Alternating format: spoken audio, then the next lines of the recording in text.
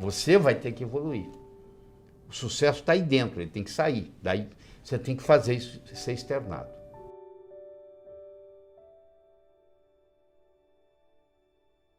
Sucesso significa diferentes coisas para diferentes pessoas. Tem gente que quer fama, tem gente que quer dinheiro, tem gente que quer ser um bom pai de família. Cada um quer uma coisa diferente. Então eu digo que a minha definição de trabalho é a seguinte: sucesso é conseguir o que você quer, seja lá o que for. O que é diferente de felicidade. Felicidade parece uma troca de palavras, mas é querer o que você conseguiu. Para você ser feliz, ou estar feliz, melhor dizendo, você não precisa de mais nada. Você precisa aprender a viver o aqui e agora. Mas é interessante, porque não interessa onde você estiver, é aqui. Não interessa que hora for, é agora. Então, a vida é um eterno aqui e agora. Aqui e agora. Se você está vivendo o aqui e agora, não interessa o que aconteceu antes e nem interessa o que vai acontecer depois, eu estou 100% aqui e agora, eu estou feliz nesse momento que eu estou aqui e agora. Então, felicidade é aceitar aquilo que você tem e aprender a viver o aqui e agora. Isso não lhe impede de almejar outras coisas na vida. E essas outras coisas que você vai almejar chama-se sucesso. É obter aquilo que você quer, que pode ser traduzido numa ciência. Do mesmo modo que você aprende física, química, biologia, matemática, você pode aprender a ser bem-sucedido. Infelizmente, essa cadeira, essa disciplina não existe na escola. Quer dizer, quando uma família tem um pai, uma mãe que sabe fazer isso, ensina para os filhos. Mas a maioria aprende por conta própria, quando é autodidata. Ou se não, fica a vida inteira tentando e não consegue. Você tem aquilo que você acha que você merece. Então, olha a sua vida, olha a sua conta bancária, olha a sua família. Isso aí que você merece, que você acha que merece. No momento que você melhora a sua capacidade de merecimento, ou seja, você merece mais, o universo lhe entrega mais. Então isso é muito importante entender. Tem gente que batalha, morre na praia, porque no fim acha que aquilo não pertence àquela pessoa, que não merece aquilo. Então o automerecimento é muito importante. Do ponto de vista psicológico, não existe fracasso, porque fracasso é experiência de vida. Como é que você aprendeu a andar? Você levantou, caiu, levantou, caiu, levantou, caiu, até que um dia você andou. O erro pode ser altamente pedagógico, se você souber usá-lo. Porque o que é ter experiência? É você ter errado muitas vezes, até você atingir aquele nível. O Thomas Edison, que tentou 10.000 vezes para desenvolver a lâmpada incandescente, e um repórter perguntou para ele assim, mas você errou 10.000 vezes? Ele falou, não, eu descobri 10.000 modos que não funcionam. Você entendeu? Até que eu descobri um que funcionasse.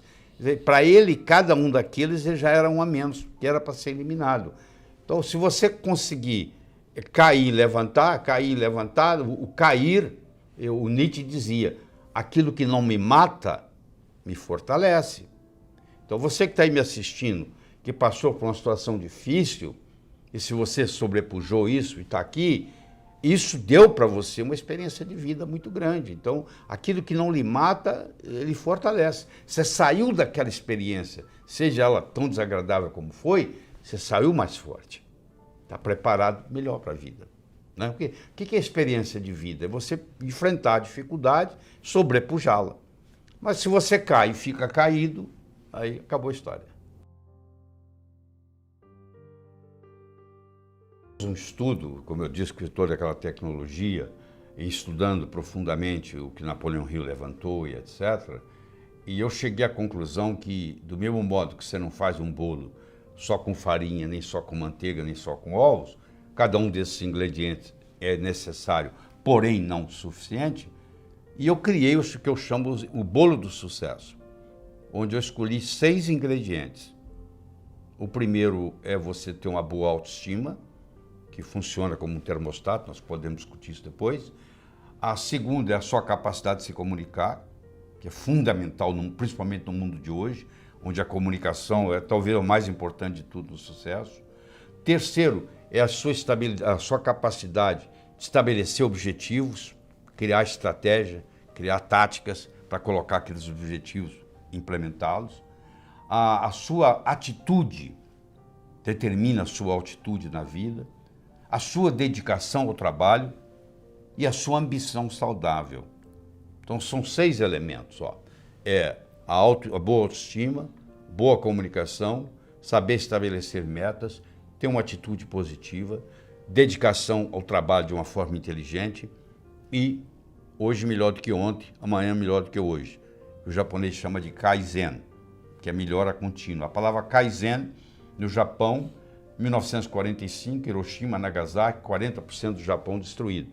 Com essa simples filosofia de uma palavra, que é K-A-I-N-Z-E-N, Z-E-N, Kaizen, que é melhora contínua, o Japão saiu de lá e hoje ele é o 3º per capita no mundo, entendeu?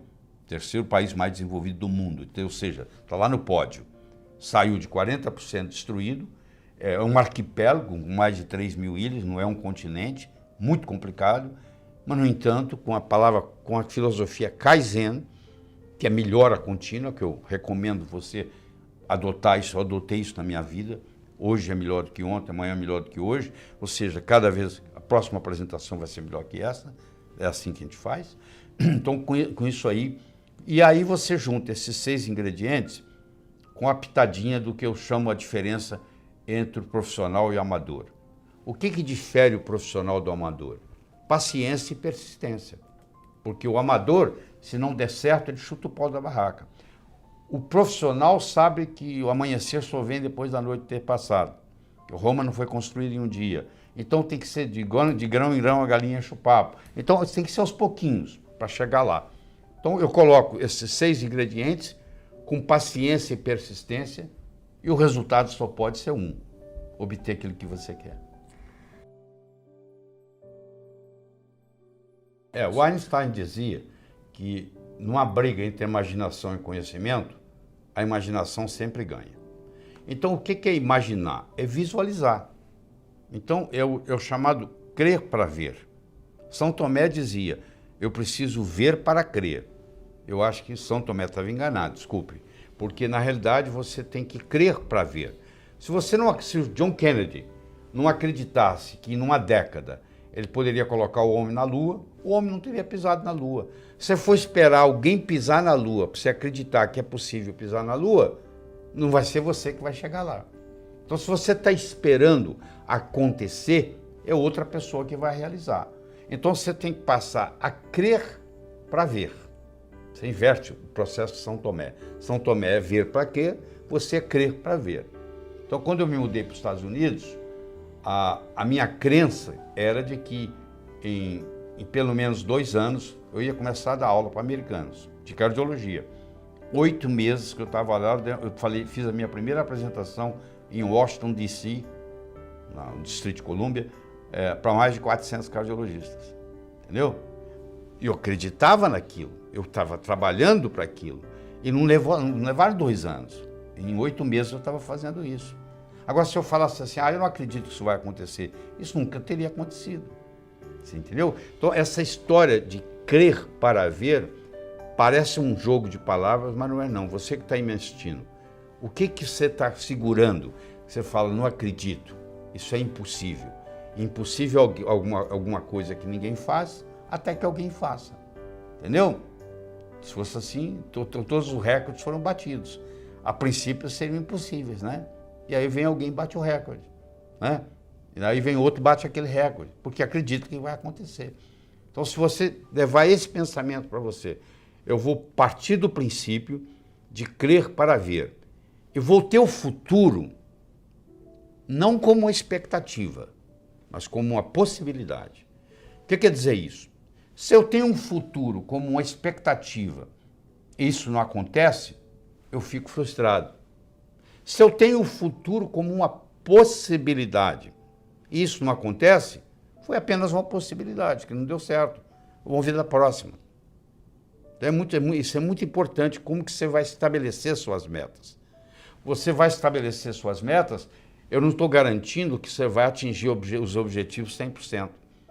Mas eu vou lhe dizer, se você não atingir, a sua atitude tem que ser como uma possibilidade e não como uma expectativa. Porque se eu coloco como uma expectativa e não acontece, eu fico frustrado. Então você está querendo parar de fumar. Pô, voltou. Levanta, para de fumar de novo. Entendeu? Se você não deu certo. Não deu certo. O Thomas Edison fez 10 mil vezes para descobrir a lâmpada incandescente. Pô.